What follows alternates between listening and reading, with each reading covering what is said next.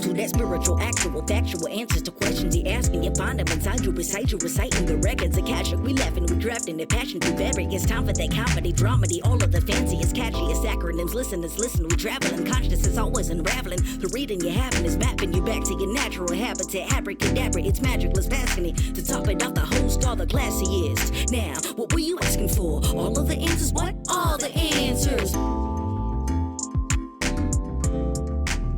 Oh my God, you just answered my first question I had for you. I was like, wait, did you fly down to LA? And back. And back? Yesterday. Oh, you did? That was yesterday. Yeah. And then I got home at midnight, and then I had to wake up at 6. Oh God. But you flew down there to be on a Zoom? No. So that was yesterday. Oh. Okay, but you were there in person. But we were there in person for that one. Okay, with masks and stuff? And testing and oh wow, the whole shebang. Vaccine, yeah, the whole shebang. Did they go back from the back, like in the butthole? Yeah, they did rectal probes. I was like, that feels really deep. Oh wow, longer than a swab, thicker than a swab. Did it go in a couple times or just once? Yeah, I felt like usually it's supposed to circle, but you're doing like in out motion. So I'm unclear on, but look, who am I to, you have scrubs on, so you're clearly a medical professional. You know what you're doing. Now, did it feel, and don't get me wrong, it feels great. I hear you. Did it feel alien or human? The probe. I mean, I could like look over my shoulder and see the person, and they seemed like they were human. But the reptilians can just put a human face on. Yeah. So maybe it was actually, who did we say was actually, it was Trump. Trump in a lizard suit. It was 6 lizards in a human suit. Covered in a human, there was layers of covering. Yeah. No, that was, they were skilled. Again, I want to reiterate, felt good, felt tender. I felt cared for. God, I'm uncomfortable. There was aftercare. Aftercare. It wrapped me in a blanket, gave me some water. It was a good time. They swaddled you? Oh. Yeah, I got swaddled and cuddled. Wouldn't it be interesting if like part of your kink was like if you could get your kink so dialed in that when you went to the place where they handle you, there was sweet nothings that were pre-recorded per your preference. That could be whispered into your, that'd be a cool like extra perk, I think, if you went to see a dom or just any kind of professionals. Well, I met, probably repeat performance, you probably kind of do have that. Like that's what I'm saying. But like it'd be cool if it was like so repeat that it was automated. Like the room. Do you want a dom robot? Katie wants a dom robot to be invented. Or like you walk into the room and the temperature is just right and the right music is happening and the sweet nothings are being said and then somebody's hugging you the right way. Like it's all your needs are met just immediately. Yeah. Yeah. And it would be very cool if like, those pods you can sleep in that are like, it's a hotel room, but it's just you're in Japan and it's just a pod in a wall. Yeah. Like if you could lay in a pod in a wall and then the walls close around you like in a comfy, cozy, cuddly way that then the magic material of the thing that closes around you reads all your needs and just meets them. I like this. This is sounding more and more like Wall-E. I gotta watch that movie again. It's been so long. Just the stuff on the ship where they're all like in their recliners that just drive around and feed them when they want to get fed. And oh, that's right. That's right. What do you think about these? Yes, those are on your face, is what I think about them. Guess who gave me these glasses that I'm wearing on my face? Yeah. Rami. Yep. Rami has some like that. So for the listener, these are big ass red glasses that when Rami handed them to me for seeing purposes, Rami was like, "We'll get you a different how they look. We'll get you a different kind." Like immediately was like, "Nah, that's not for you." Nope. But I wanted to wear them to show you how it looks. No, I mean, it's like these are tinting. Are they tinting? Yeah, they definitely look. I don't think of you as having a Groucho nose at all. Oh, but when you put those on, your nose becomes a Groucho nose. That's so interesting. I didn't even notice that. I just feel like it looks like somebody trying to be a lot cooler than they are. Yeah. Like I'm not hip enough to pull this off. To pull off big, modern, chunky glasses. No, yeah. I'm really not. Oh, God. Okay, they're coming off. That was for you, Rami. That was a shout out. I was thinking today if Margaret is our super fan, we need a term for Rami. There's never a term for Rami. But like, if there could be a term for, what is Rami's role? BFOTC. Uh-huh. Best friend of the podcast. Best friend of the podcast. Yeah, I think that's good. BFOTC. Okay. See, we can throw out the T, just have it be BFOC. Wait. Oh, the Best cast. friend of the podcast. You're doing cast. Oh, wait, you're right. P. I do. BFOTP. BFOTP. Pronounced Buffat. And later on the podcast, we'll be hearing from our Buffat. God, I love that. That's like Buffat. Mahalmasan. What's the name? Dr. Hafar and Anne Melmahay. You know what's so funny to me about the fact that you love that is that my dad loved that. Did I say that when we talked I'm your about dad. You are my dad, but better, so much better. Thanks. You know, I was driving in my car today, and like I do, and I was like, God damn it, Cassidy Brown. Sometimes I just get these waves of gratitude for you. Aw. Really. I just, Thank you. in random time, I'm driving my car just going like, what a goddamn gem of a person. Like, I think of like all the people you're kind to and all the people you let into your world and how you're still my friend after knowing me a while. And just like, yeah. So you're just, yeah, you're a pretty special beast. Thank you. Yeah, and we all should, everybody in your cars and in your homes, just let's all, for 1 second, we're going to praise Cassidy. Thanks. I'll take it. You should. The thing of like, the things we stop giving gratitude to in our lives that give so much to us, they die. They die off. The heart connection die. You got to have I remember somebody telling me like, who is it? Oh, my friend Marta, who was married kind of young and like to her high school sweetheart. And they stayed married for 40 million years. You know, they were just married all through young adulthood. Said like, I regularly remind my husband how hot he is because you got to. Like, if you stop being grateful for the thing that's obvious and right in front of you, that thing is going to go look for that gratitude somewhere. Yeah. And it's just true. We were on the event yesterday. One of the people on our team was in charge of handing out the validations, obviously for parking.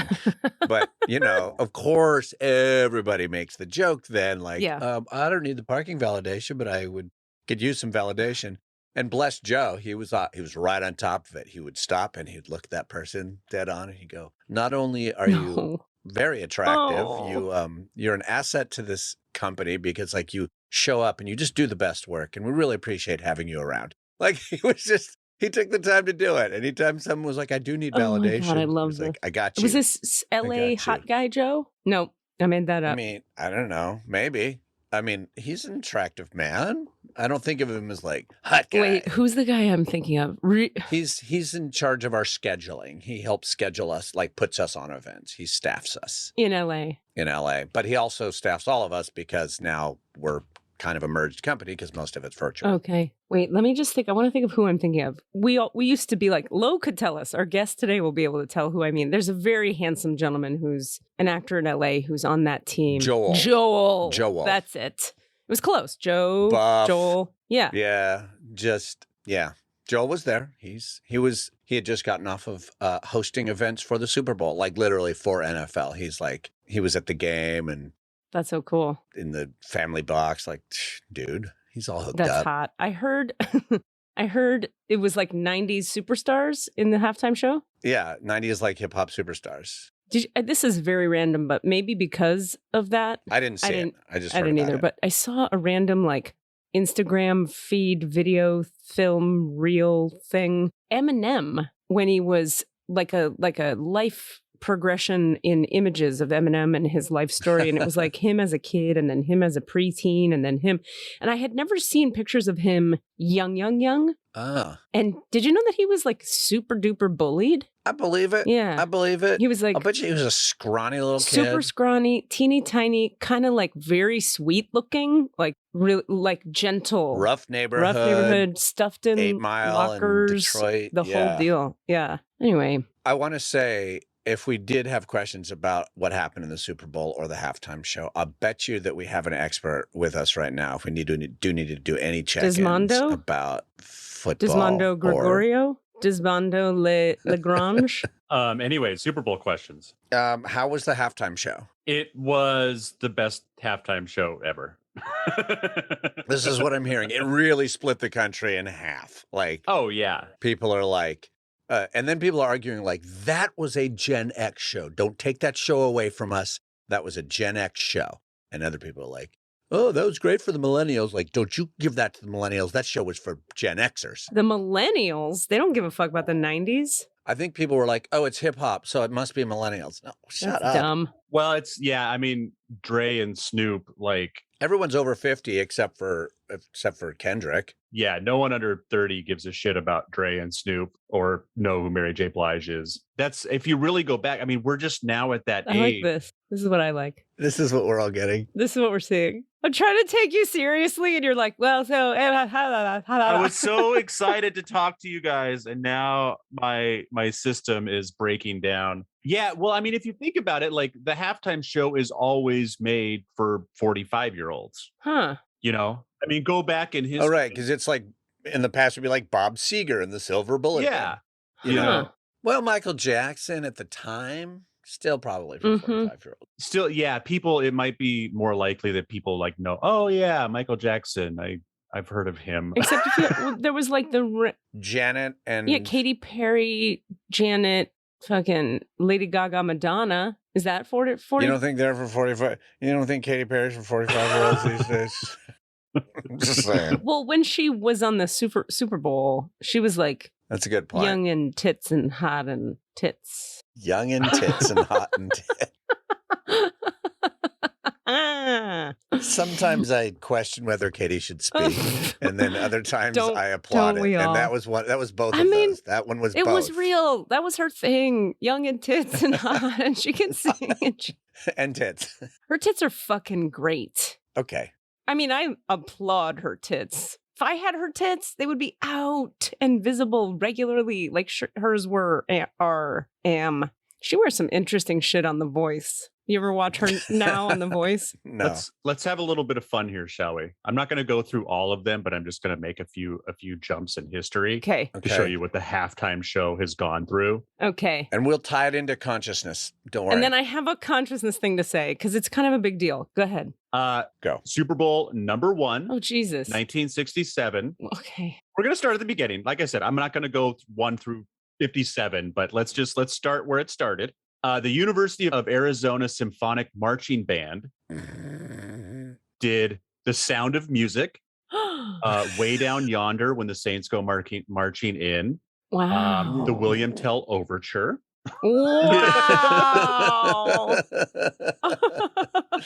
So quaint. Now let's jump to 1976. Oh, they did a big bicentennial party in 1976, but they did marching band stuff. They did jump ahead a little bit and do some rocking around the clock, so they were doing 50s music in 1970. But it was still like marching bands and stuff. It wasn't, no pop stars yet. Let's see, where does the pops... When is our first pop star arrive? So let's see. And is it John Denver? It's all marching bands into 1980s. What? No. 1983, the Los Angeles Drill Team. Huh. Wow. Marching band. 1990, marching band. This doesn't make any sense to me. 1991. Wait, let me guess. Can I guess? Yes. I want to guess who it is. Ice Cube, Ice Baby, that guy. Vanilla Ice. I'm going to guess Bob Seger and the Silver Bullet Band. That's a better guess. New Kids on the Block. And KOTB.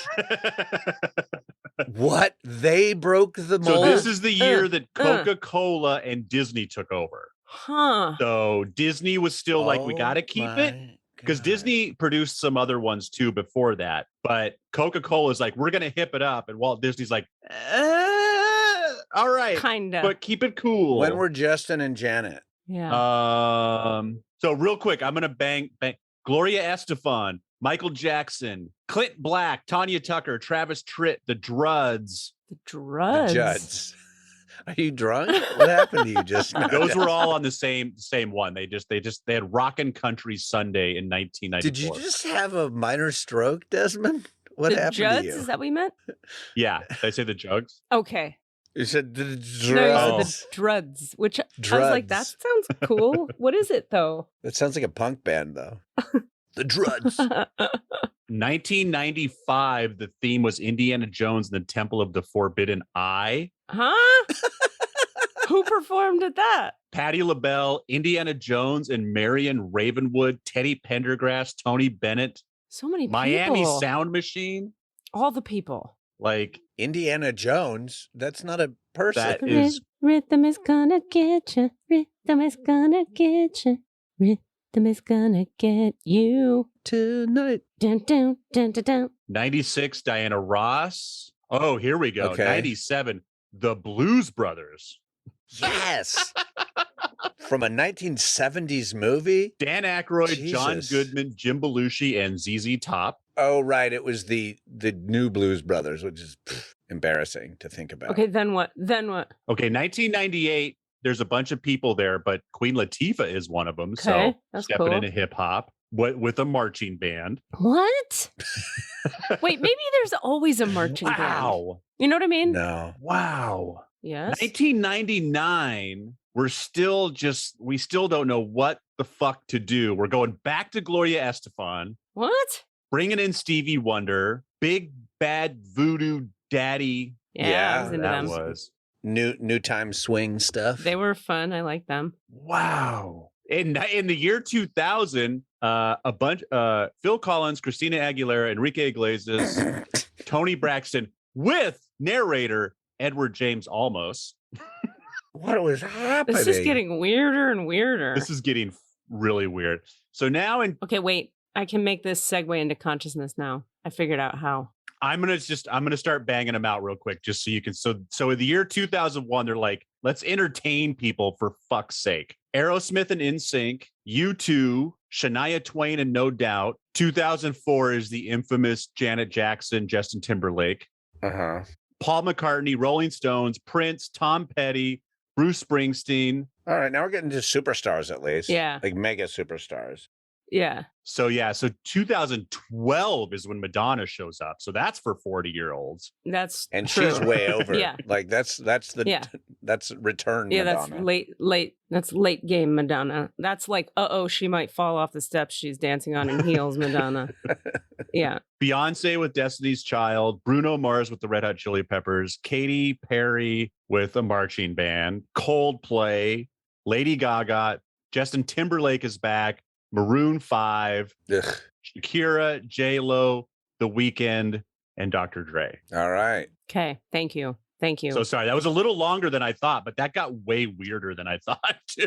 That was a strange It thing. was very surreal, which brings us to the surreality of my past 2 weeks. This is a perfect segue, Desmond. Thank you for that, because I mean, I have like a legit update for you, Cass, and hopefully for the listener in a way that is interesting, which is that since we did that thing where we opened the Akashic Records of Consciousness and then did that again, and then I did Katie Church for the first time, which I'm doing for the second time tomorrow night, free, 5:30 p.m. Eastern Time, Facebook Live at Katie Rubin's Biz Stuff. I am having a whole transition into, like, you know how I'm in the deep mode, because things in my reality have become quite surreal in the same way that the halftime shows have become over time, which maybe it's all connected. Well bridged.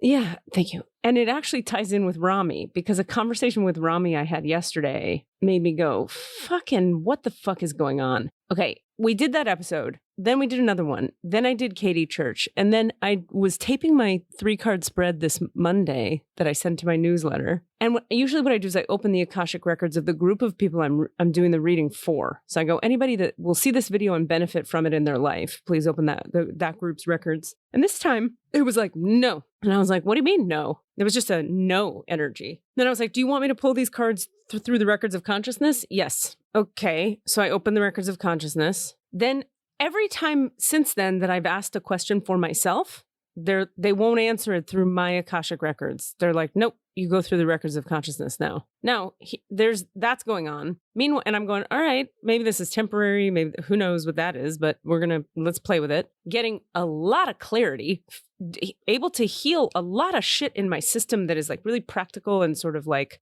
it's fast. Things are just going ping, ping, pull it out. Really trippy. And like with clients, things are just fast, fast, fast, fast, fast. And then I'm on the phone with Rami, or we were voice memoing, and Rami started talking about, because Rami is doing this really cool and is regularly doing really cool, is involved with a rehearsal of dancingness, and was educating me about how African dance, historically, this particular kind, I think Haitian spiritual dance, well, it's sort of redundant because I guess dancing and singing and the arts are so integrated into spirituality in the Haitian lineage, as Rami has been teaching me, that back undulations, Rami started to talk about, it's all about the back undulations and how they're doing like a ton, they themselves, Rami, a ton of back undulating in these. We were kind of laughing about that and just chit-chatting about back undulations. And all of a sudden I was like, back when I was exploring, it's called network chiropractic, which is a really cool kind of chiropractic system that happens off the body. So it's energetic and the person stands above you and just moves their hands and your back undulates because what they're doing is activating the spinal fluid in the spinal column. And then I was like, Rami was talking to me in a message and I saw all these things go ping, ping, ping, ping, ping, and fall in line and make sense. Network chiropractic, Kundalini yoga, and this random guy, Donnie Epstein, who has a practice called epigenetics, that if you're curious, Google Donnie Epstein or epigenetics, where he stands above the body, like somebody's on a table, laying on the massage table, and he's, moving his hands and pulling soul energy into their body and pulling stuff out, but he never touches them. And all of it creates this wave in the spine. Recently, I was in my chiropractor's office, just like a normal chiropractor, and he's doing stuff and he's like doing a minor adjustment. And he goes, you've done some network, haven't you? And I go, yeah, I have. And he was like, yeah, I could see because you have the organic spinal undulation that somebody gets when they get activated in network. And I go, yeah. So Rami's telling me about African, like Haitian dancing that is spiritual in nature and it's all back undulation. And then I'm seeing, they're kind of like the consciousness is showing me every single, when one's consciousness is awakening, it has to happen through the spinal column because the spinal column is the nervous system. Nervous system is in there. That's where the nerves are. And it connects the cranium to the sacrum. So then cranial sacral is all about the spinal column. So it was just sort of like all of a sudden, all of it kind of lined up. And I went, that explains why I see a lot when I'm in the records for people or when I'm channeling whatever. I'm regularly shown, I've probably talked about this on here, the double helix of the DNA strand. Like a person, a soul, has a double helix DNA strand that is their spirit DNA. And then that I seem to be shown, and I'm still finding words for this, that one's individual DNA strand on the spiritual level, when one activates one's light body and gets connected spiritually, merges into, so your double helix that you have running through you, Cass, would merge into the big double helix of everything. And then when that merge occurs, that's when you're really aligned and you start to see through the veils and the numbers show up and all the magic and mystery, and you ask for things and they come and you can heal yourself and you get all the power of the freaking universe. And so when they have me working on people, all the time they're showing me, okay, we've lit up the DNA strand, the double helix of this person. Now we're sort of like dropping it into the double helix of the all that is. And it's all happening quite quickly for people right now. Sometimes for people where I'm like, are you sure you guys are ready to activate this person? They need a lot of emotional work about their dad. And the light does what the light does. I'm not in charge. Anyway, so I just was really fascinated by that clarity moment of everything is back undulation. Interesting. Because when you think about it too, metaphorically, if you think about waves in the ocean, right? Right. You think about orgasms. You think about, thanks, Des. You think about waking up and becoming more supple, ballerinas, dancers, everybody who's working with their body and who becomes, like if you have a Kundalini awakening, that is powerful shit. And that's happening. Anyway, so there's something like really consistent there across the spiritual traditions that became really clear. And it's happening at this time where I'm trying to go in the records of like, say, Squeezle or myself or whoever. And they're like, nah, just get into consciousness. And I'm like, okay. I'm so amazed, and I'll stop talking, but I'm so amazed by what it's been giving me this past week that I have no resistance to it. It feels so good and it's clearing things for myself and others so quickly. And I'm not saying I'm not going to go into the records anymore for people. I'm just going to follow directions like I always do. But I'm just sort of being, this is happening. this is what's happening now. And it's the trippiest fucking shit. And in the meantime, we have our dear friend Lauren, who's coming on the podcast, and we'll see if this is relevant in her reality in any way, shape, or form. Yeah, this is one of those days. Sometimes we like to bring, like somebody who's on a show or has an expert in something or whatever. Today, and also sometimes we're just like, who's a cool friend that we have that we'd like to just talk to? And that is Lauren. 2 seconds. Do you guys know where these originated from? No, he's showing us. He's showing us a picture of the thing that's in front of a car wash. If you're a fan of Family Guy, it's the wacky waving inflatable arm flailing tube man. Yeah. Those originated for the African Olympic Games. Okay, that makes sense. Interesting. They developed them as when in Africa they were hosting. Yeah. Wow. And they were like, what's something that kind of looks like African dance? And that's wow. how those weird things that we now sell car washes with were like, how the fuck did that get Americanized in that way? What a we're the weird. worst. We are the worst. We're the we are worst. the bottom of the barrel of all things terrible. And you know who's not the bottom of the barrel of all things terrible? Lauren Matley, Lauren ladies and gentlemen. Matley, ladies and gentlemen. Oh, look at these Ladies and beautiful gentlemen, faces. ladies and gentlethems. Low, not high, but low. What's up? Good get folks low. of the We get podcast. low. We get low. We do get low. I got low yesterday. I just want to say I got to see low in person, in human form. No. I squeezed that body Nuh-uh. with my arms. I'm jealous. Yesterday in LA. This is a random aside, but I do have a question. Have you guys seen on TikTok lately the thing where families of people are just like going low? It's like a group of 6 people and they profile to the camera and then they go, and they, yeah. What happened? Why? It's to remind us that we can actually do things with our bodies. So bending of the knee. We remember how to do that. Fair enough. It's just so funny how fast TikTok trends arise and then are done. And I'm catching up at the end like an old grandma going like, wait, why are we doing that? And then it's over. And I don't know what's happening. I'm very white, I'm very clueless, and very old. Lauren Matley, hi. Where are you? I'm currently in beautiful Irvine, California. Okay. From my San Diego home. Okay. We had our work event in Anaheim last night. So it's just like a good midway. Stop at the parents, get refueled, get reloved. Oh. Your parents are in Irvine? My dad is. Oh. That's a daddy love. That's nice. I also got to meet Lowe's dad Cassidy and got stepmom. daddy love too last night. Oh my God. Dude is cool as no shit. I dig Dude him. would have to be. Oh. I was thinking when I was walking down my hall coming here to talk to y'all today, and I was thinking, Lo is one of those people, in my mind, if I think of like, well, who is Lauren to me? Even when I've seen you, like we've done some gigs and we've had some real talks, even if you've been going through real life shit, you're the kind of person who, even amidst difficult life things, you're someone I always want to be around. You have that ability, like you have an open heart and such lightness about your soul that even when you're like, bitch, this shit is fucked up and that's terrible and I hate him and I'm sad, I'm like, somehow it's like a bubbly moment in my life. My experience of talking to you has been that way. Do you ever hear feedback like that, or does that resonate, or does that land? I'm honored when I get feedback like that, because it means that I am fulfilling a life mission. Oh.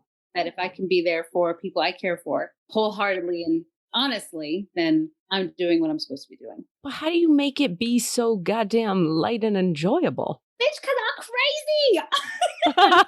No, I don't know. I don't know. It's just who you are. I'm just so glad that you can feel that way around me. It's truly an honor. And you got me all teary-eyed over here just saying. Oh, good. Well, that's good. I mean, I think we were just talking about this before you came on. Like we got on today and I was like, Cassidy, I'm really grateful for you for 9 reasons, because I really think in this world we live in, there's this weird phenomenon where people don't feel comfortable just being like, you are awesome and here's why. People don't just give the love. What do people need more than to be reminded how rad they are? Why is it so? And then I had a teacher once who taught this concept. He said, one of the most threatening energies in reality, on 3D reality for human mammals, is enthusiasm. People love to shut down enthusiasm until enthusiasm won't die, and then they put it on the highest pedestal. So if you think of I don't know, Kristen Bell, Dax Shepard, or like whatever celebrities you can think of, they're like on fire and alive. We're like, oh, we love them for being on fire, but not for the first 20 years of their career when they tried. Then they were just like loud and annoying. And we don't like that. It's like you have to shit on enthusiasm until there's this weird flip where suddenly it's like, we're all on board with it, because I think it's very threatening. I heard Brene Brown say this the other day. She was talking about when people are really in their potency and in their light and on fire, it is a big, big threat to the ego around it, any ego around it that is not in its own potency and in its own light and in its fire. So the ego of whoever has to shoot down enthusiasm because it's too threatening and triggering to like your sad sackness or whatever, for lack of a more articulate, generous way of articulating that. Does that make sense? Could it be that people confuse that real enthusiasm, that genuine enthusiasm when we don't know them, as disingenuine and overcompensation? So we're like, oh, I see through your bullshit. Like you're just trying to be showy. Right. Sometimes that is a thing. People, that does occur, right? People do that. And I guess so. People, I guess. But I think my theory is like, you can feel it when someone's just powerful and full of their own light. And you're either for that because you're okay with yourself. Like you've owned where your dark is running you and you're okay with yourself. So you go, I'm not there yet, but I admire the shit out of that and I want to be like that. Or you're like, I'm there too. Thank you for being that. So I get to be that. Yeah. Or you don't know yourself yet and you're in judgment of yourself. So you have to shoot down that which is a threat to you lightening up. Ding, ding, ding, ding. Ding, ding. I don't know if you did this on purpose, but this goes along with what question I wanted to pose to you today, to the both of you. She said she was tapping into the universal, so it must be true. Also, I need to say hello to gorgeous Desmond. I don't know if that's appropriate, but... Do it. It is totally. Goodness. Desmond. I want to squeeze his face. I only get him on Beautiful Instagram. Man. There he is! My question to all of you, as we are getting older and going through universal changes and stepping into the age of Aquarius and what have you, all things. Mm-hmm. One thing that comes up in my transformative, beautiful, ugly PMS moments with myself as I get older is the battle of really owning my genuine true self and, for lack of a better term, like people pleasing. Okay, so this sounds like something we want to talk about when we get into your Akashic records, which we'll do in a minute. But we can talk about it now. We can totally talk about it. But I want to come back to it when we're officially like in your records, because I think it's a good one for me to channel for you on. Okay. Because I think we're going to get some cool insights for you. But I just want to put a pin in that and say that let's get into that again. We can do it now. And then we'll get into it again when we get in your records, because that feels key. Yeah. I definitely have, this is connected to what you just asked, but it was also connected to what you were saying before, because it's all connected. I have a theory, like when I work with clients sometimes about like coaching and like, or even acting class. I used to run across it with like, especially young teenagers a lot. There's a sense that if I try or if I put out energy, I can be judged because I can fail. Enthusiasm. Okay. So if you try, I mean, this is the protection. It's like, well, if I don't try, then you can't accuse me of failing. Right. Because, well, I didn't even try. I don't care. But if I go for something, then I'm in danger of being judged. So it's that when you're in that middle space that then we project that outward onto other people about like, oh, well, look at them. They're trying. Ugh. Right. They care. They're trying too hard. They're invested. Yeah.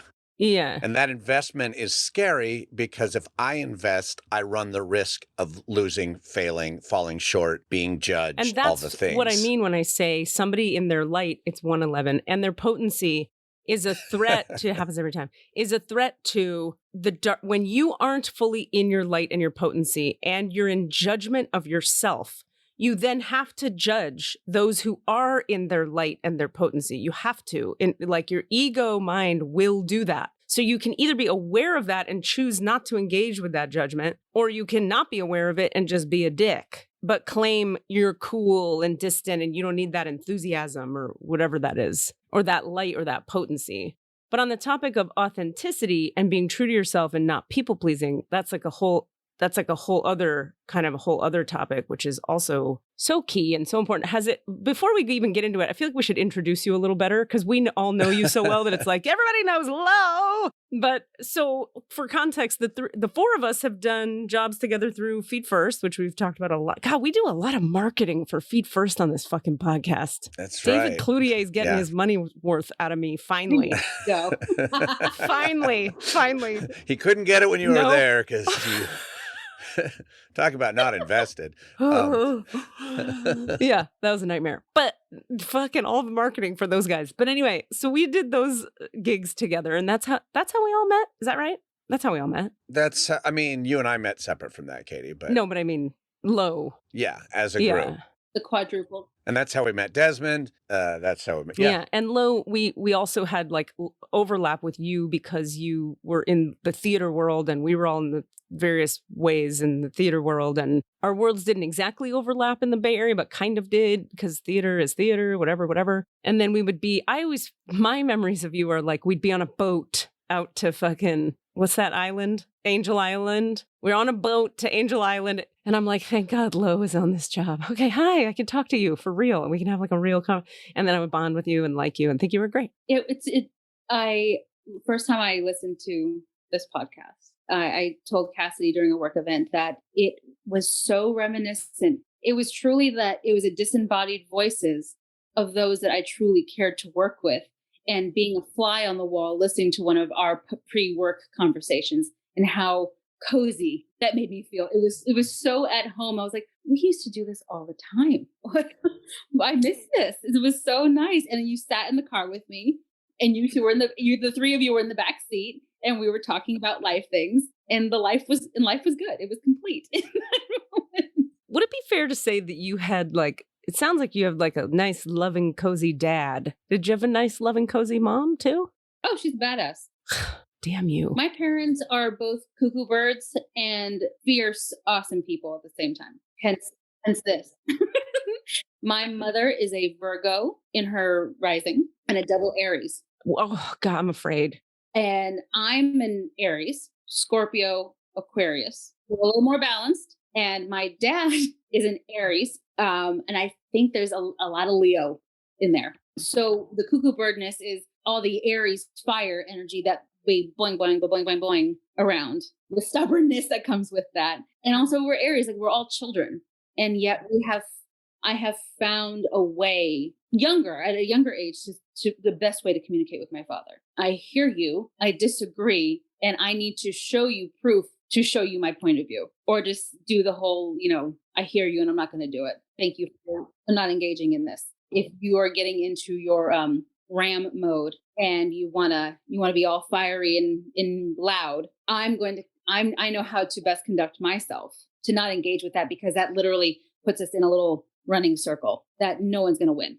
So if I choose to be the adult or the bigger person in that moment, then we'll get somewhere. And I have seen you be that and do that in Feet First environments. And at that party at your house that you had when I think you were leaving the Bay Area. Maybe that was the reason you had the party. Yeah. And we all came out there. I watched you do that. I've watched you do that many times, where you're the person who, like, shit's starting to get heated, even in a subtle way. And you're just like, and we're spinning this into light over here. Look, shiny light over here.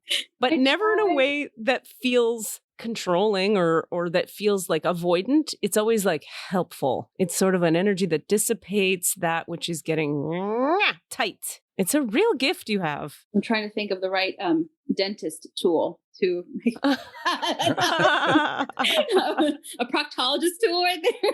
Somebody. With my mother, it's a different story. And I don't know if that is a mother-daughter relationship versus a father-daughter relationship or what. It has been an ongoing process. My mother has discovered through her own self-work that she's actively doing is that she is a needy human being. She does glom to a lot of emotional attachment from her close people and needs a lot of affirmation and what have you. And being away in the Bay Area with you guys for the last 12 years, coming back and being that person in her life where it's like, this is my buddy. We go and have fun together all the time. Like, I think she reverts back to when, I was 3 and it was just her and me in the house and we would like go and do everything together. As a grown woman at 35, if you will, I am still very much that 3 to 5 year old. With her.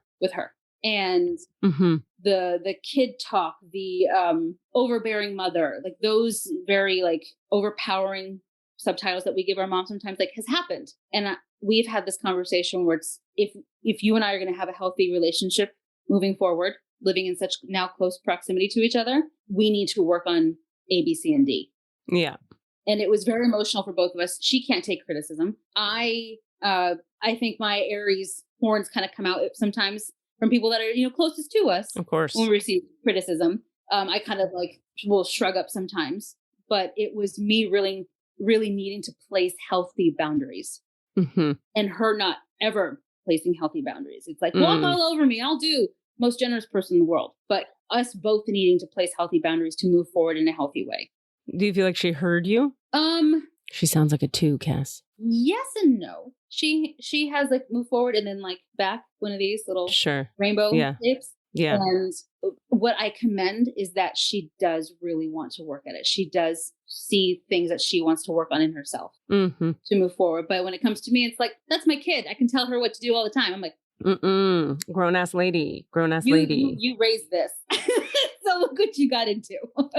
You taught me to not let you do that to me. Yeah. Now, when I hear Aries with Scorpio and Aquarius, that tells me a lot about, it helps me, it makes sense to me then some of the conversations you and I have had, which leads me to my next question, which is, so how did your relationship to spirituality begin in your life? What was the catalyst for that? Because somebody with Scorpio in a strong placement and then Aquarius in a strong placement, he's going to be dabbling with the other realms, particularly with that Aquarius energy. So like, how did that start? Was it always with you when you were a kid? Did something happen in your teenage years? Like, how did that go? No, I always felt, with the risk of sounding any kind of way, like connected in a way. I always felt like my third eye was always open and I could sense or feel things in my gut that I knew was probably the truth or the right answer. And whether it was, you know, me being told by others that, you know, it was one thing and not the other, but I always knew in my gut, like I always listened to my gut really well from a very young age. Social 9. That's my current guess. Carry on. Of low. That's my current guess. Yeah. Oh, it makes sense based on what the little bit of information we've been We'll come given. back to it. We're doing Enneagram. We're Enneagramming you, which is illegal. You're not supposed to do it. It's wrong and bad. It's illegal to Enneagram someone else. And you know what? I like that with both of you. So it works. Wasn't raised religious with any kind of organized religion. Culturally, I am Jewish. And oh, I forgot that. That was probably the most present organized religion in my family. It worked for me because it wasn't anyone saying you have to be this way. My parents always. And is that coming from your mom's side or your dad's side with that energy? Both. Oh, double. She's legit Jew then. Yes. Unlike some of us over here. Because it's only on the dad's side. So for me, people, they don't even think it's not even They real. go and look the other way as soon as you say, oh, dad. Anyway. I did. We're going to be fully patriarchal except for in this one part of our reality, which is weird. Where it comes from. Mama said, you came out it, you gonna be it. So my dad, after my parents got divorced, they got divorced when I was 5. He always encouraged us pursuing, you know, sticking with Judaism if we wanted to, like, even though he wasn't, he was just like, hey guys, you know, bust out the menorah, it's Hanukkah. Like, this is something that you guys do. And yeah, we're also going to celebrate Easter, that kind of thing. But as we got older. Seders? You did Seders? Did you actually do Seders or were they just like in the background? Nope, we never did Seders. We were never really practicing. It was like we would go to temple for high holy days, and should we feel compelled and like mom wanted to go, we would go. And it felt great. It was a nice community vibe. But it was never something that was like, oh, this like makes me feel whole. So, what a surprise, a secular Jew. You know? I like to be called a Jew-boo. Thank you very much. No, I'm just kidding. Yeah, that's a thing. Things. Yeah. Which, like any good Jew, if you will, you ask a shitload of questions. You are raised to ask and to think and be analytical. And if something didn't resonate with me, I said, thank you. And you're going to go this way. If something did resonate with me, I was like, let me explore that a little bit more. So I feel my spirituality comes from a more scientific base that we are all energy. We all share the same energy. We're all the same energy force. And should there be a higher power to help guide or navigate, great. But the energies that we share with each other and to honor that energy that we share with each other, I think comes from, you know, we're all made in God's image, or the Buddhist understanding that, you know, we reincarnated from other energies and this and that. And from a scientific point, you can't kill energy. Mm-hmm. So your physical form might dissipate and go away and reborn, but your energy, your being, your, if you will, soul can be transferred. We just honoring that energy. And it's not just in human beings or animals, it's in everything. Mm-hmm. Consciousness, which is why I believe, I was telling Cass before you got on, how I've been operating for the last decade or something is anytime I have a question where I want the spiritual direction or guidance on it, I go into the Akashic records of the being at hand. So my dog's records, my records, which is a spiritual portal to connect with the soul and then the soul's connection to the divine. But lately, the records are directing me to consciousness, straight to consciousness. They go like through spirit and then to the field of light from which spirit emanates. So the field of light, or the space, you could say, through which or from which spirituality comes, is the field or the consciousness of consciousness. It's consciousness itself. Anyway, so it's interesting to hear you talk about that, because we've been talking about it a lot on here of I'm being taken into this new place in my healing business and with my clients and with my students, my classes, where they want me, the guides and my team and all the energies that support the things, want me to be talking from the voice of consciousness, which is such an interesting, I mean, first of all, I'm very aware of how weird my life is and how, like, I was thinking on the elevator, I have a lot of thoughts in transit, in the elevator, walking down the hall, in the car. Oh, yeah. It's on the elevator, and I was thinking, you ever project into the future and imagine somebody interviewing you? Yes. No. I'm gonna say I've not done that. Now I want to do that You all should the do time it. because You I should think do it it's a forever. great mental exercise. Like I was imagining, like, because I have this thing I'm doing now publicly, these shows I'm doing that are, it's stand-up comedy, but it's consciousness teachings and energy healing all in one place in a show, right? And I just booked one for June, and it's going to happen live, and I'll give details about it. But the more I think about doing those publicly, and I think about people asking me questions about it, if I project into the future and go, like, I can hear people asking a question that comes up a lot in that fantasized projection of the future is, how do you keep trust what you're hearing? How do you keep yourself in integrity? How do you stay in alignment and not think like, oh, Katie Rubin's opinion is just talking here, or Katie Rubin's ego is just talking here? And to me, the number one priority I have with this work is the answer to that question. My number one priority is I better be being taught and shown how to humble myself and expand and listen and receive and then transmit what's being given.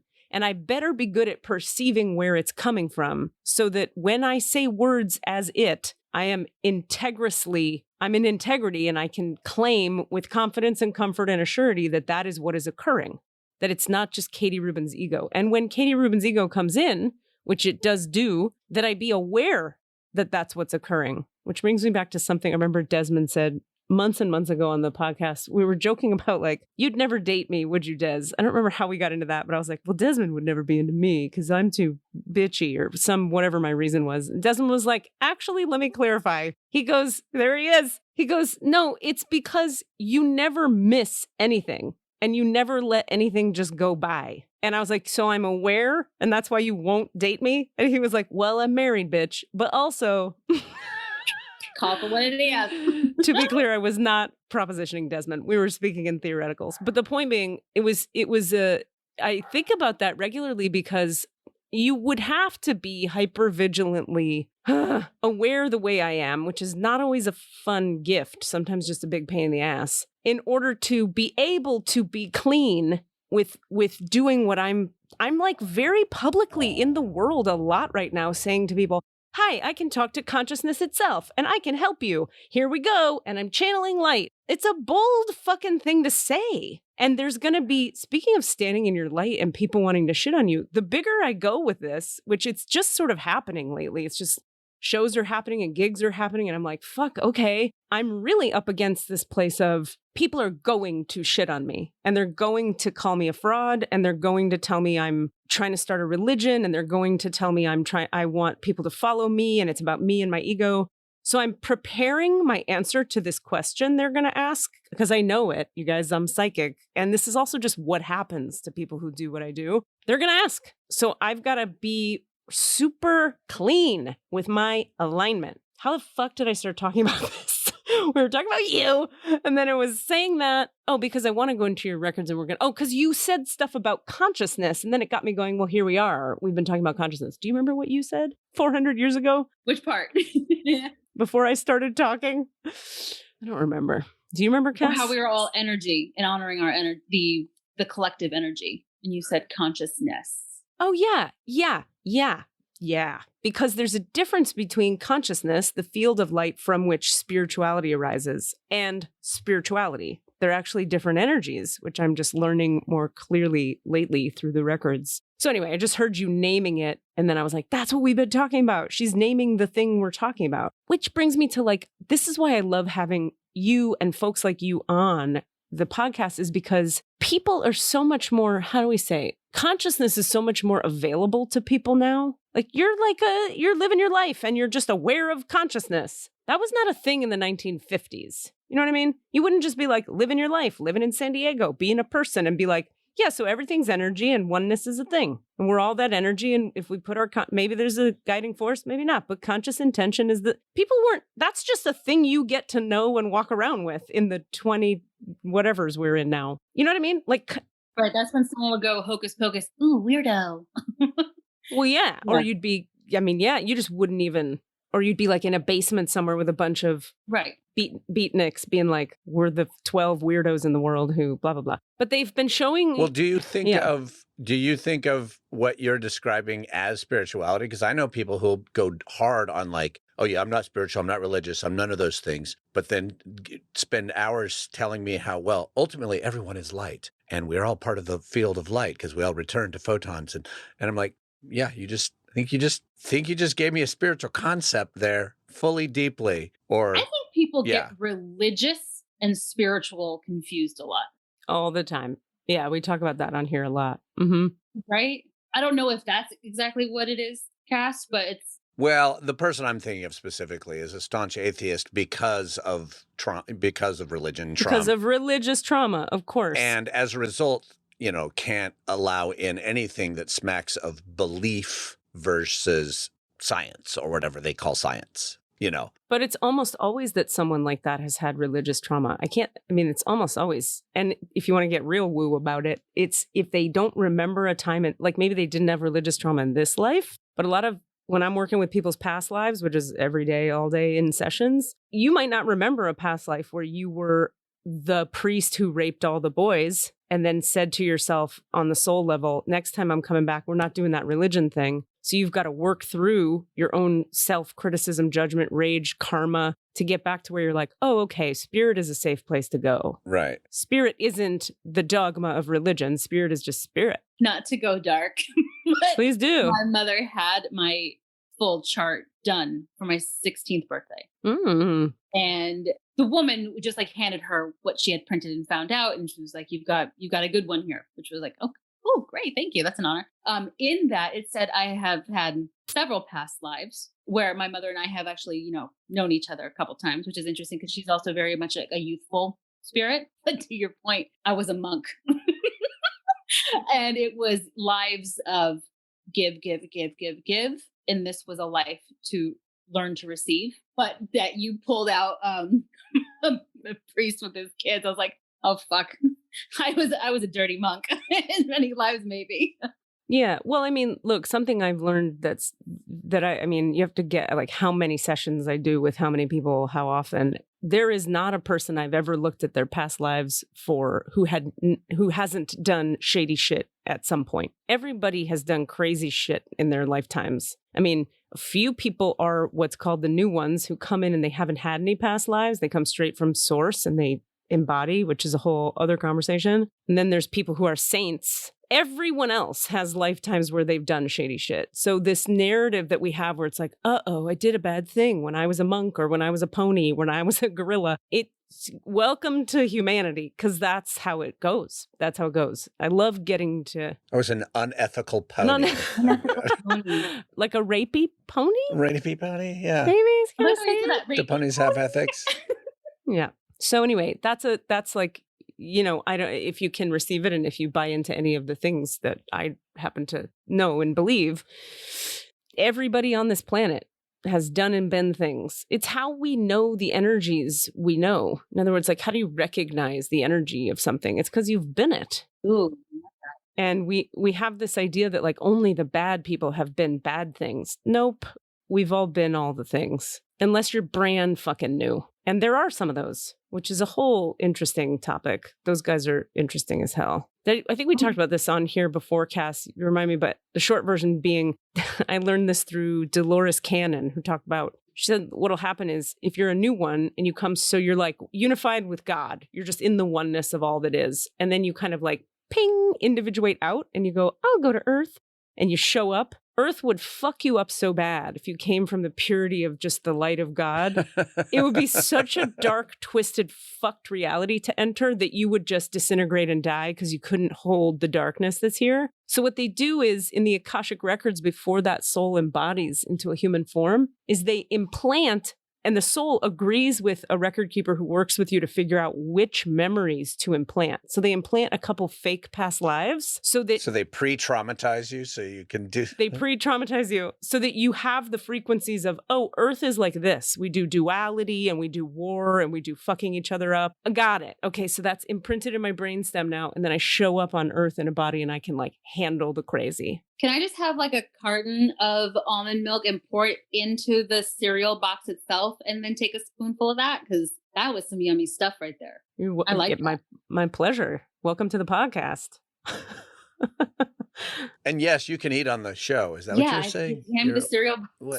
You might really like the teachings of Dolores Cannon, by the way, Lo. She's fucking... So this is a great story. So Dolores Cannon is this woman who all the woo-woo people who are like deep into the woo know of her. And I'm going to get the timeline wrong. Maybe that was the 80s was her heyday. I'm not quite sure. But she channeled all these books and led this whole movement. And there's a whole healing system built under her tutelage. But she was a housewife in like Oklahoma, fully just farm life, Oklahoma. And then she started to be like, oh, the aliens tell me that blah, blah, blah. And then people started like sit at her feet and she started to give talks. And because she was straight channeling consciousness, she just knew everything. She was like, okay, first Atlantis and she just could see it all and know it all and came from this farm town in Oklahoma. And when you see a picture of her, you'll be like, oh, she looks like just a sort of a run-of-the-mill Midwest lady who probably plays bingo on a Saturday with her girlfriends and makes lemonade for her granddaughter. Like, not what you would think anything woo-woo or space age at all. Anyway, so she's a very interesting character because she's got a ton of intel and she doesn't look like someone you would think would have a ton of intel. I love that so much in reality when things break our ideas about what they're supposed to be just by being what they are. Yeah, that's the whole business. I have very... She looks like all of my Texas family, not my family per se, but their friends, like my Texas and Midwest family. Oh, look at her. She's so cute. Yeah, she knows about time, space, dimensionality, aliens, wind, fucking all of it. Oh, yeah. She is like my white friend's Nana right there. Like, that's... Exactly. That's the deal. That's the business. How fun is that? White friend's Nana. She's like my white friend's Nana. Well, she ain't my best friend's Nana. Or my Nana. Wow, that's great. I will say the strong older female figure that I have in my life who does chart readings and things like that, who is like that grounding stone person for me, does fit the stereotype look. She is a hippie version of Mother Goose, if you will, with silver flowing hair to the ground and no bra and the flowy skirt and a ring on every finger. Yet she is a no nonsense New Yorker. Mm-hmm. Just going to tell you what's up. Oh, I love her. She is... I will not be prepared for that day. Oh, no, I can't. We can't even talk about it. Question. Do you identify as non-white? Yeah, I checked the other box because they never have my choice on their list. It's either Hispanic, not white, or not white, or white, not Hispanic. Oh. Or it's neither like, you're both. So who together? So you have an Hispanic Jewish parent. I have a Hispanic father. Okay. And my mother is Turkish and Italian. So, and they're both Jewish? Just my mother. Oh, okay. Yes. But your dad was Jewish and then wasn't anymore? He never subscribed. He supported. I see. Got it. Got it. Okay, so okay, got You it. just got all kinds of spicy just now. Turkish and what was the other? Italian. Turkish Italian. Your mom. Turkish Italian Jew Wow. from New York. Wait a minute. Meets California Turkish. Mexican surfer boy, and you get this. Wow. Okay. Got it. Yeah. Turkish. I'm trying to put the lineage of the Turkish people. What is Old their lineage. Turkey is the one country that spans Asia Mhm. and The Middle- Europe, Okay. but it's sort of considered Middle Eastern by a lot of people in terms of like what you might think. Muslim what you rooted, might- I would believe. right? Muslim rooted. Yeah, a lot okay. of very Muslim Okay. rooted. Istanbul is in is on two continents, and the rest of Turkey is in Asia, technically. So there's two major sects of Judaism, which is more northern Poland, Russian, German. That's Ashkenazi Jew, which you feel you're very fair. Right. And then you get like the nice olive-skinned Jews, and that's Sephardic. So Sephardic Jews would come from that Mediterranean area. And your family lineage is From Sephardic. Turkey, it would be Sephardic, yes. I see. Okay. Thank you for the education. And then, so the Italian part was from her father, and they weren't Jews. They were. The Italian part of her family was Jews? Yes, even though very Catholic, Italian Jews? even very Catholic, there was the Jew situation in there. Wait, what do you mean? Maybe that was after he came to New York. There was something that happened there with his parents, that it was a Jewish situation. You mean when your mom's dad came to the U.S. as a Catholic Italian, When my mother's mother, your mother's mother, when my grandmother met her husband, yes, my grandmother is Turkish, has Turkish heritage. Her husband was the Italian Jew. Italian Jew. Yeah. So then you get my mother, who's the halfie.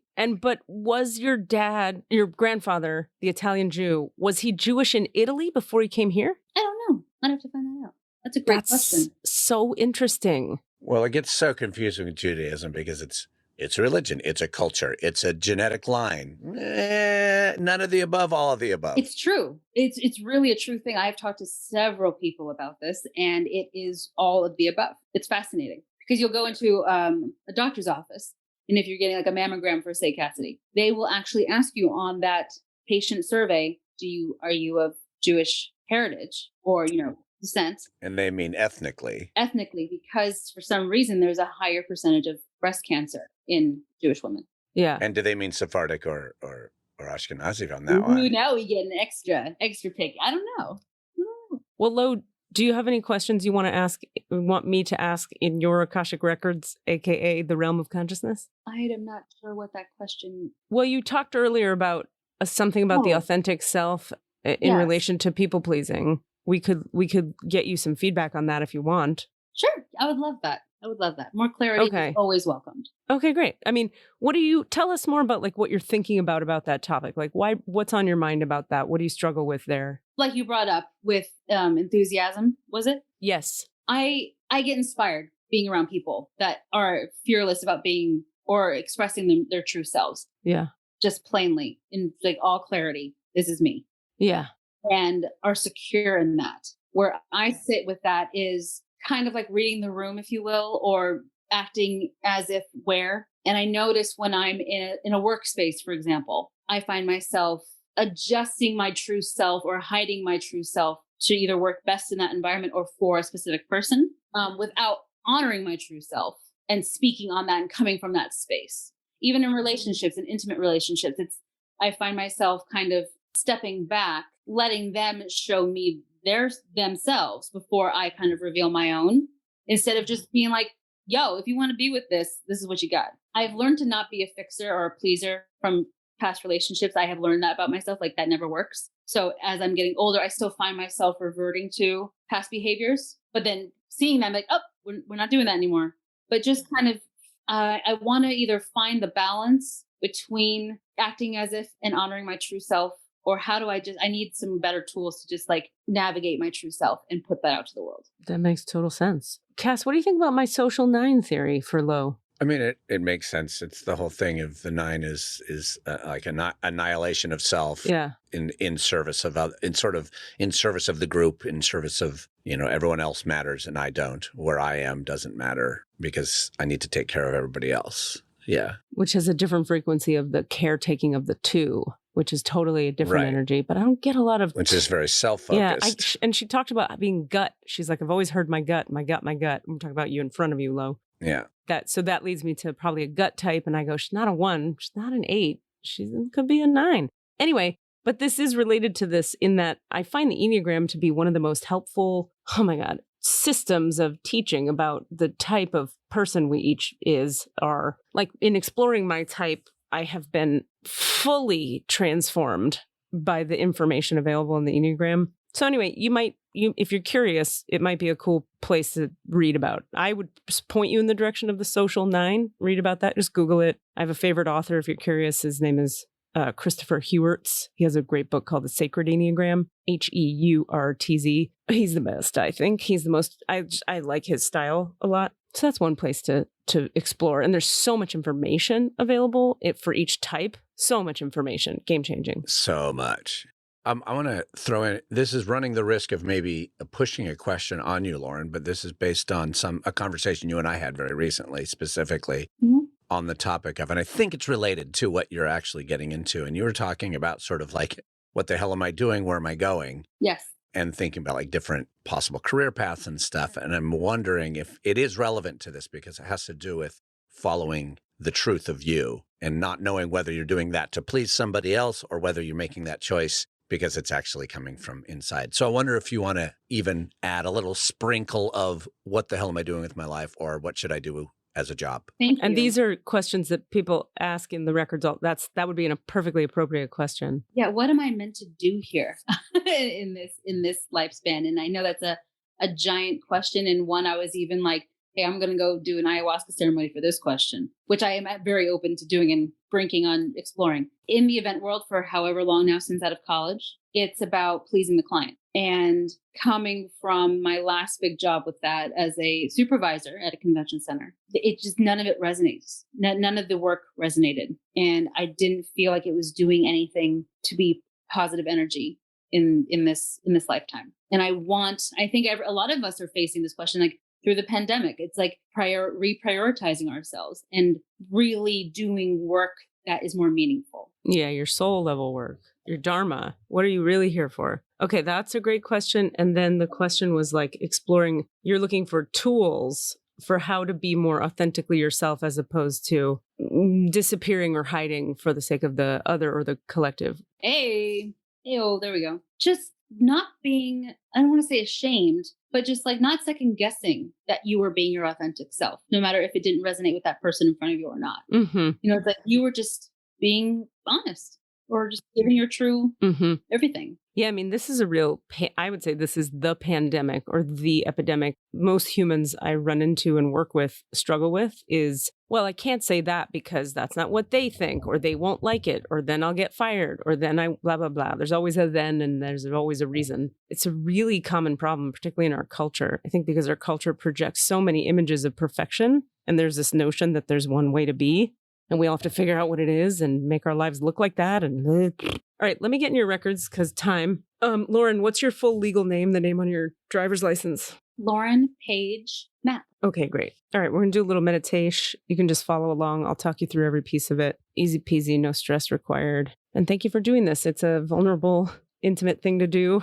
You know, if at any point there's anything you don't want to go into or talk about, please just be like, let's not go there. And then we just won't. And also afterwards, if you share anything super intimately and then you're like, hey guys, after the podcast, could you cut that part about, Sean? Desmond wink. Exactly.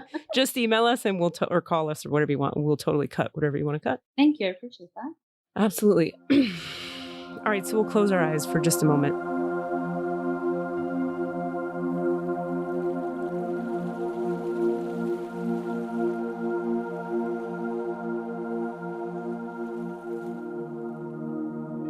And we'll take a few conscious breaths down into the low belly. Deepening the breath into the pelvic floor. Allowing the belly button to expand away from the spine as we inhale. And allowing the belly button to collapse back toward the spine as we exhale. And we'll just give our muscles over to the chair we're sitting in. Giving the body an opportunity to go into a receptive space. feeling the sits bones in the chair, feeling the bottoms of each foot in contact with the ground. Visualizing as you breathe into the low belly, a little spinning foot chakra at the bottom center of each of your feet, spinning open and spinning wide, like a little tornado or a little hurricane of light at the bottom center of each foot. We'll watch that tornado spin wider and wider and more open until the entire surface area of the bottom of each foot is an open plane of energy, like an open window.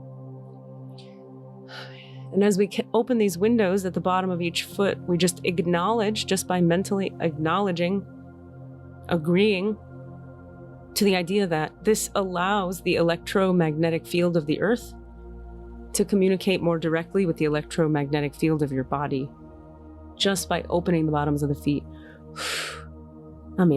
Next we're going to visualize extending through the open window of each of your feet are 500 energetic tree roots made of light. So 500 tree roots of light extend through the open window of your left foot, hundreds of miles down into the earth. 500, moving in every direction, anchoring you to the here and now. And simultaneously, 500 energetic tree roots of light extend through the open window of your right foot, anchoring hundreds of miles down into the earth. Messily to the right, to the left, down, straight, back, the way tree roots go. So that ultimately 1,000 roots of light are anchoring through the open window of each of your feet, hundreds of miles into this earth, anchoring the tree of light that is the consciousness of you into the light body of this planet.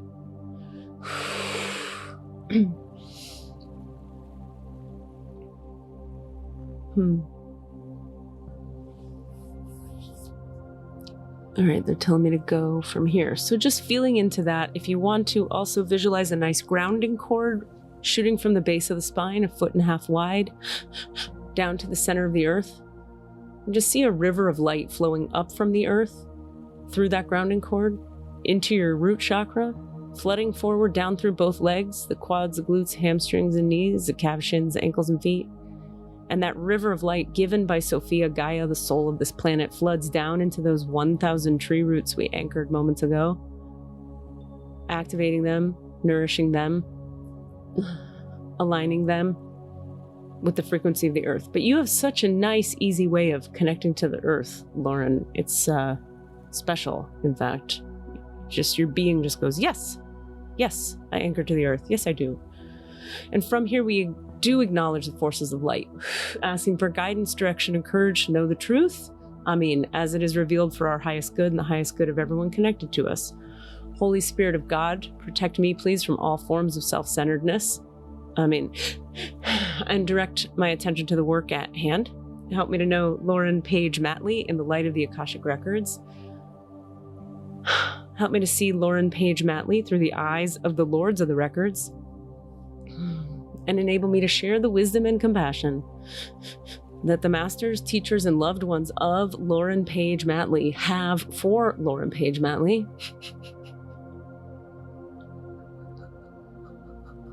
And I'll just go quiet for a moment.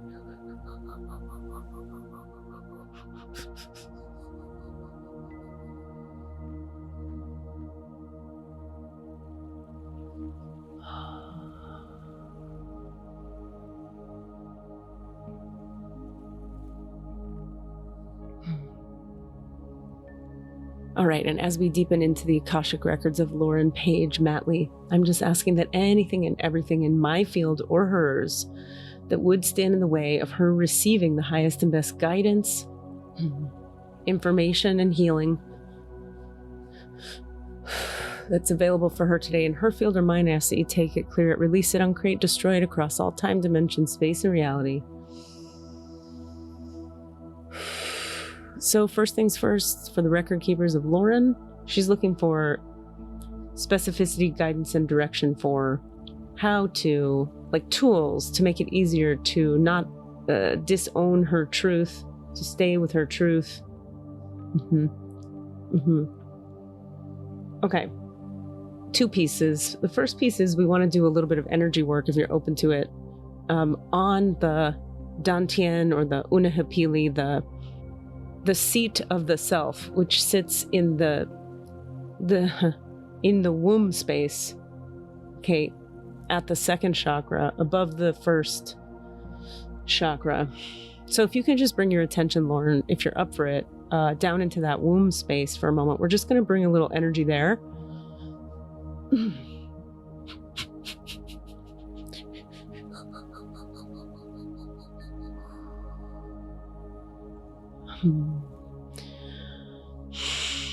We're just clearing, releasing, and unlocking a little bit of a kind of fog that got imprinted there that says, I have to take care of them, I have to protect them, I have to give them what they need.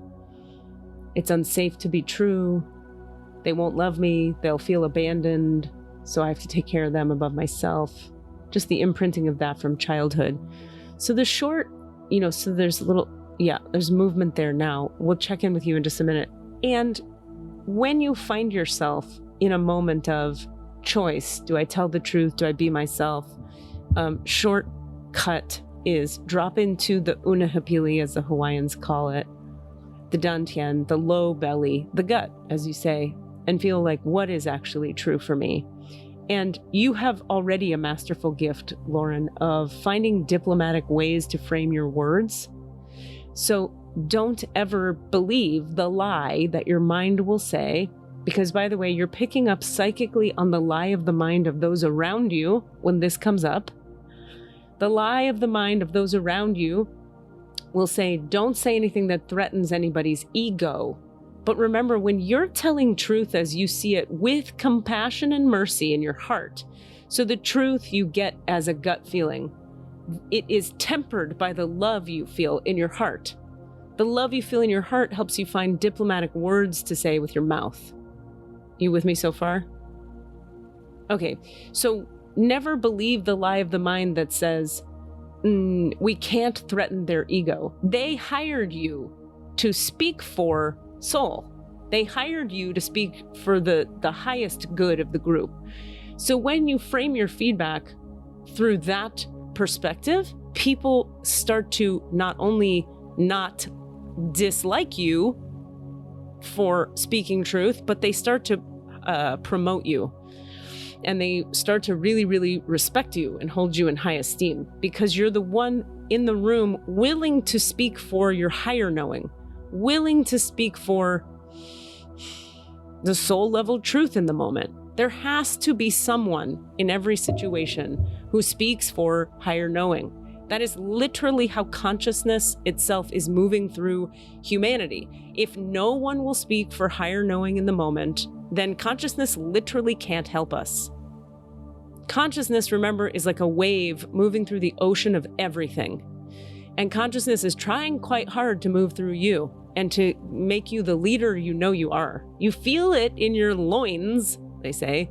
You feel it in your gut, in the base of your being. I meant to lead somebody somewhere. And your leadership skills come intuitively, which is another challenge in the reality you live in that says you have to have some degree or you have to have proven through some weird portal of education or some sheet of paper that says you deserve to know what's right.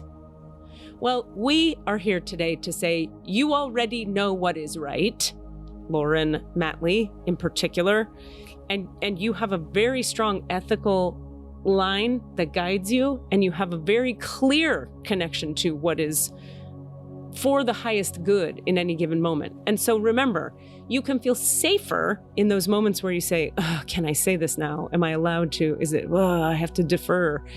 It's all about how you frame it. If you say, wait, everybody, let us come from our higher knowing here.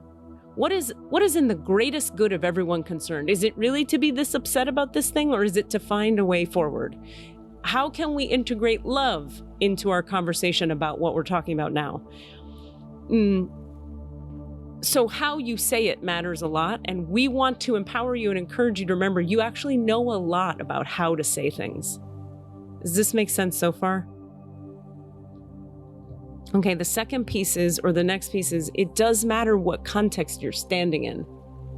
Meaning certain groups of people will never hear you. They don't want to know the higher self higher knowing truth. They're not interested.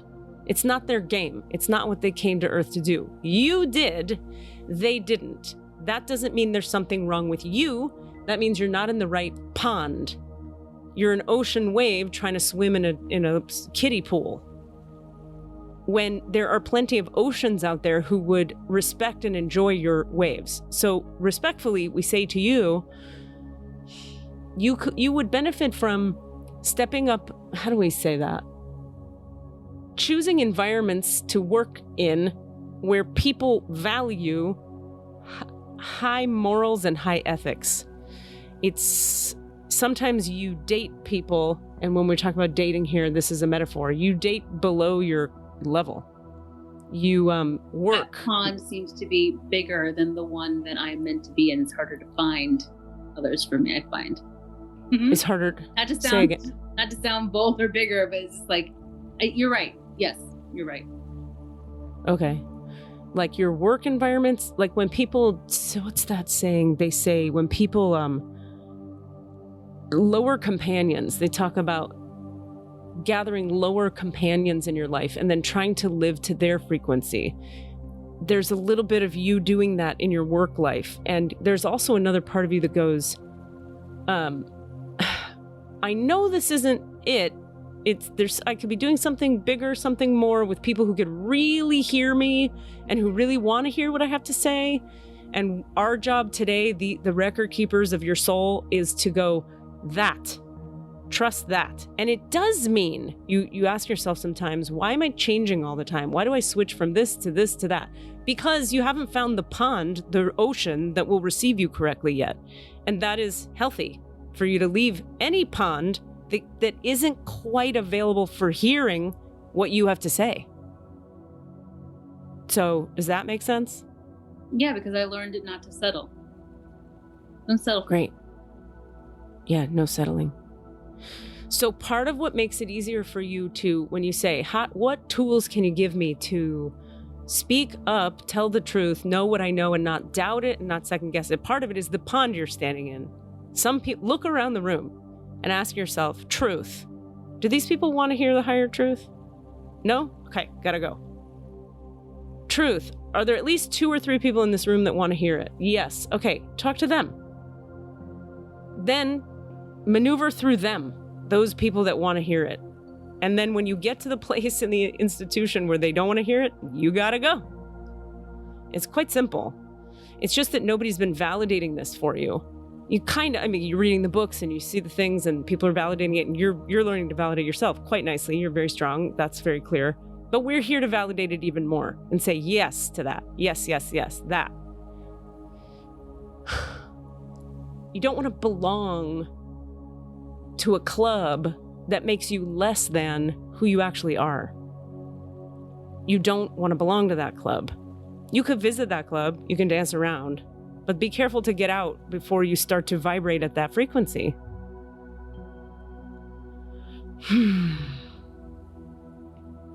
Other tools for her on that? No. The Enneagram, learning about your type would be really, really helpful. Okay, other questions on that? Any follow-ups? Any other things there that you want to check in on? I'm looking out here so I can hear the records. If I look at you, I get distracted. I know you're seeing me, which is actually very warming. I actually felt your chest pop on mine while you were doing your initial breathings, which was kind of cool. That all resonated very strongly. It was, if not validation, the friend from both of you, like, hey friend, you're doing what you're supposed to be doing. Like, we want you to keep being you. So that was very warming and validating. And it was empowering. It's like, no, you're not doing anything wrong. You are being you, and honor you. Listen, there's something you have to really understand about consciousness, okay? Which is that consciousness, this is for everyone. This is for all the humans. Consciousness is so much bigger than what your social norms tell you should be doing. Consciousness is not about family loyalty. Consciousness is not about make mom feel comfortable. Consciousness is not about appease your boss. Consciousness is about being awake and telling the truth. So the question you want to ask yourself is, who do you stand for? Do you stand for consciousness, awakeness, truth, or do you stand for codependent enmeshment with the egos of those around me? It's a hard question to answer because when you answer it and you go, well, duh, I stand for consciousness, that means that you are now charged with the task of you have to be the one in the room who will say the thing no one will say. But you in particular have a diplomatic way of speaking, so you can trust that it's safe to say it. And you can trust that if they don't like you, they're not for you. Who cares? You're gonna die. Think about your death. You're gonna die in just a little bit of time. It's gonna speed by this life. How much of that time do you want to waste pleasing the egos of the humans around you versus elevating the consciousness of the collective? That's your choice. And it's not just you, Lauren Matley. This is what you all have the opportunity to do. Let the room stand and snap on that one. Thank you, Katie Rubin. Well, we say thank you to the record keepers and to consciousness itself. And my pleasure. Thank you. So there's that. Now, in terms of tools, the tools are just choice. You have choice every time you want to go to codependent enmeshment and go to sleep. You could choose that. You're aware, Lauren, they're saying. You're already aware of when you go to sleep. You're aware of when you hide. So once you're aware, now it's about choosing. It's about risking that judgment, risking being ousted. And then when you feel uncomfortable, you got to have those people you can go to, your friends, your tight people who you can say, I just said this scary thing and I'm afraid they're all going to reject me. And then you just hold that fear. You just be with it. And then you see what happens. See, what most human beings do is they say a risky thing, if you're lucky. Then they get nervous that people are going to reject them or oust them or fire them or whatever it is. And then they go back on it or make it a nicer version of the thing they said so that, God forbid, people won't reject them. And that is literally why we're in the problems we're in as human beings on this planet. Right there. There it is. Can I speak on a very recent example of what you just said? Yeah. I hope we have time, but I won't make it. It's not very long. On that note, it was a recent breakup, if you will. Only six weeks, maybe 7-8 weeks of entertaining this person. We did not get to the, I love the way you guys put it. The thing with the, no intimacy. P in the V. You didn't put the P in the V. P in the V. That's right. That's what it was. And him voicing whether it was, his own story, BS, whatever, or him being, vulnerable. I don't know what I want from you. And then, kisses, hugs, cuddles, all this, take me to your favorite places, show me your intimate world, but not really, more of like emotional throw up and dumping on me than like really just sharing himself. And then me calling him on it. It's, 6 weeks. And it's like, hey, you know what? Like I'm asking for clarity. And right now I'm getting more of this energy from you than after, 6-7 weeks of like, hey, I'm really enjoying you. Like, let's keep moving forward. Like, let's keep like moving this train forward. And he was like, yeah, you're right. Like, I still don't know what I want after, 6-7 weeks. And I'm confused. I don't know what to do with this. And I said, well, you know what? Thank you so much. Thank you for the clarity you've given me of where you stand. Go, enjoy your life. I need to move forward for myself. Bye. And then calling it. And then a friend, after, digesting with friends as one does after a breakup or whatnot, them then coming to me and saying, oh, I wonder, I bet their feelings were hurt. But like your short, piece out. I'm like, I had so much strength in how I provided clarity for the both of us, and not saying it in a rude way. It was like, thank you so much. You gave me the clarity I was looking for, whether it was the answer I wanted or not. And now I'm moving forward with myself. And now all of a sudden, now I feel like the asshole because now I'm worried that I made that person feel bad. So then I go and message them later saying, apologies for my hasty response. This is what I meant. And then it makes me feel even more anxious and like a bigger piece of shit. Okay, so here's what occurred. You allowed somebody else's fear to trigger your doubt. In other words, I shouldn't say you allowed. Your friend had a fear. That they might feel bad now. That was your friend's codependent fear. That's all that happened there. You told the truth with clarity and kindness. That's what you did.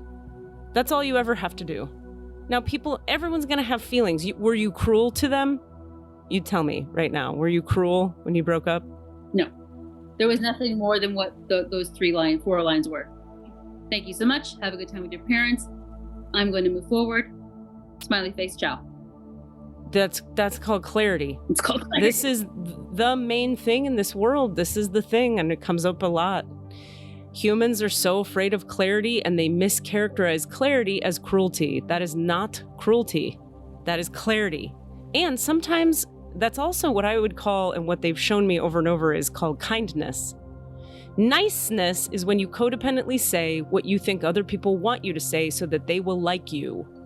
So niceness is ego-based. It's about you getting liked. Kindness is truth-telling with love. Because when you tell someone the truth, it gives them the opportunity to grow. When you're nice to them, you keep them small. So you said, sorry, that doesn't work for me, I'm out. That has planted a seed in that person's psyche. Maybe 20 years from now, they'll go, that low character really knew what they were doing. She called me out. He may not be ready today to receive it as the wisdom it was, but mark my words, give it a few years and you'll get a text from that guy.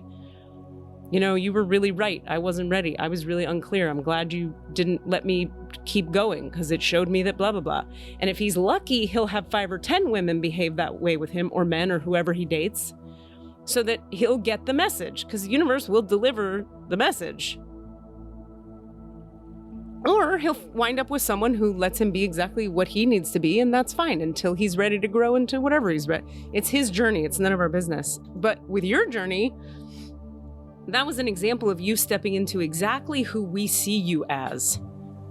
You have to understand, we are the guides, the higher realm guides fucking attached to your soul, watching your whole deal. Which brings us to your next question about, what are you here for? These are the words that are given. Teach, heal, lead. So how can you teach, heal, and lead the people if you're enmeshed with what their egos want?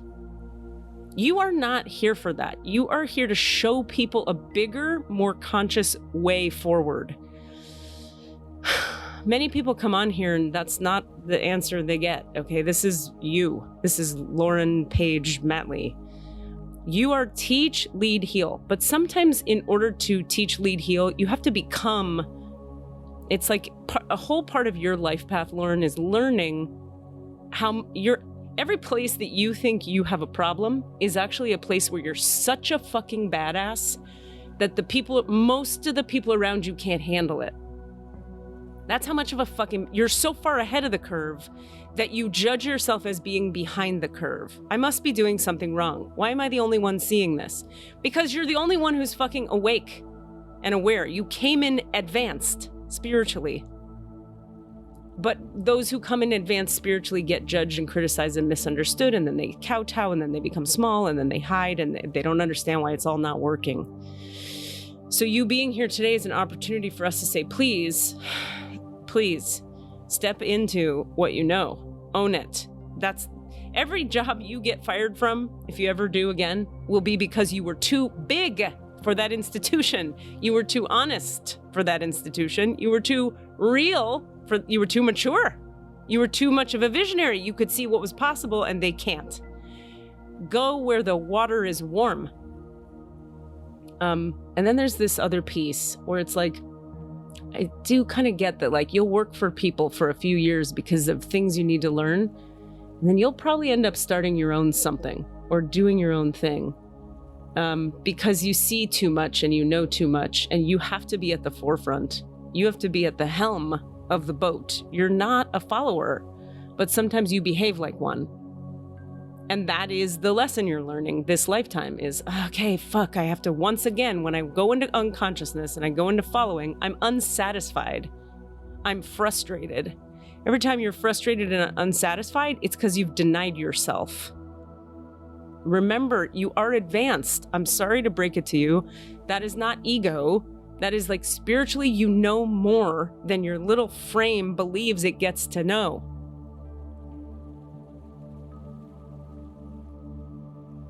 I think my silence is absorbing. Understood. It's an honor to be with you, and an honor to get to be a vessel for these words, because this is the whole role of the Katie Rubin vehicle. You're letting her do what she does, is to awaken the sleepers, is to activate the light workers, is to say, hey, you're not crazy. Do this. That higher knowing you have, it is real. You're not making it up. And nobody around you has read all the books you've read. That's why you're the fucking leader. You're the leader. Yeah. Plenty of people come on here and the answer is like, get another table waiting job or, work for your dad, whatever. This is you in particular. Okay. I think for time, we might have to wrap up. Am I right, Cass? I'm looking at the... You are correct. Okay. This has been a delight. Okay, let's get everybody where they're going. I want to close the records up. I want to thank the masters, teachers, and loved ones for their love and compassion, the lords of the records for their point of view, and the Holy Spirit of light for all knowledge and healing and consciousness itself. Thank you for being the seat of all creation. No big deal. Ask that you return all of Lauren Page Matley's energy to herself now, please. I ask that you return her to her complete human wholeness now. The divine portal and the Akashic records of Lauren Page Matley are now closed. Amen. The divine portal and the Akashic records of Lauren Page Matley are now closed. Amen. The divine portal, the Akashic records of Lauren Page Matley are now closed. Amen, amen, amen, amen, amen, amen. Shadow and Layla, Halala, Shadow and Muhammad. Okay.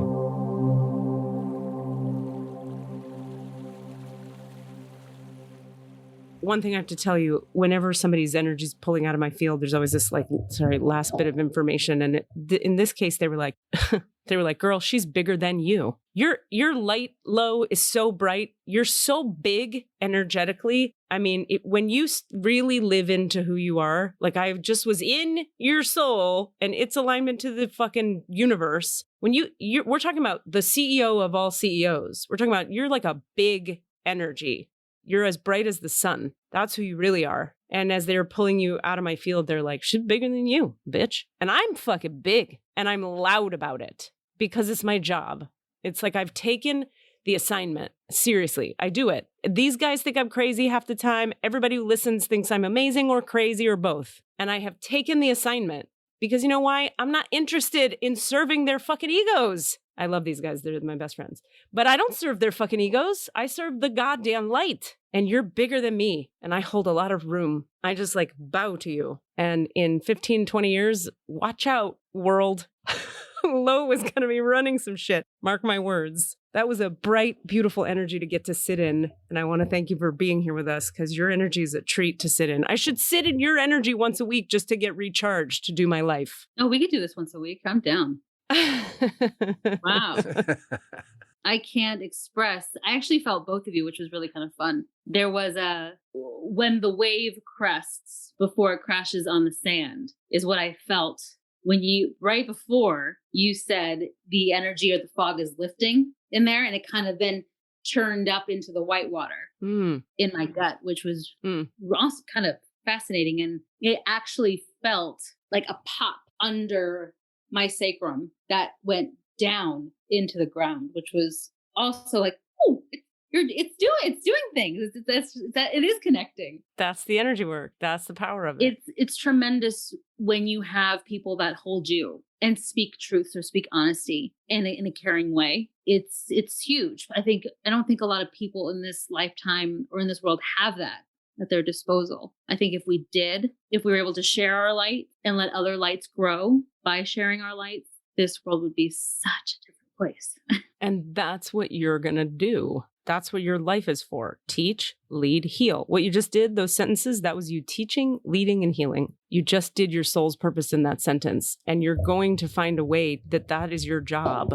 Not everybody gives a shit like that about that principle you just stated for us so easily, so obvious to you. People don't give a shit. They need you to awaken them to that shit. And then they remember, oh, right, I have a soul. I do give a shit. Thank God she said those words that made me remember. It just comes off your tongue like nothing. Teach, lead, heal. I'm going to get a tattoo now. right.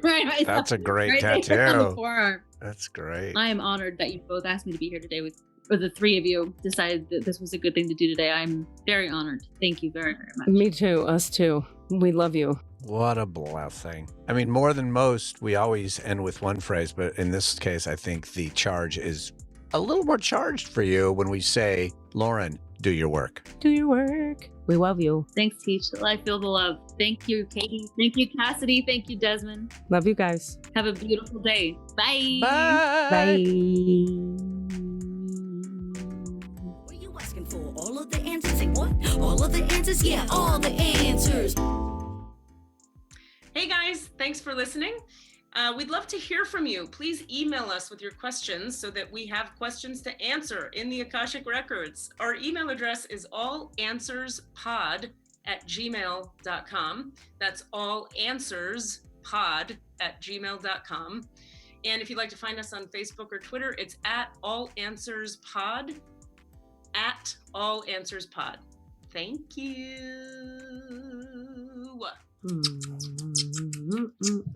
How's your dog?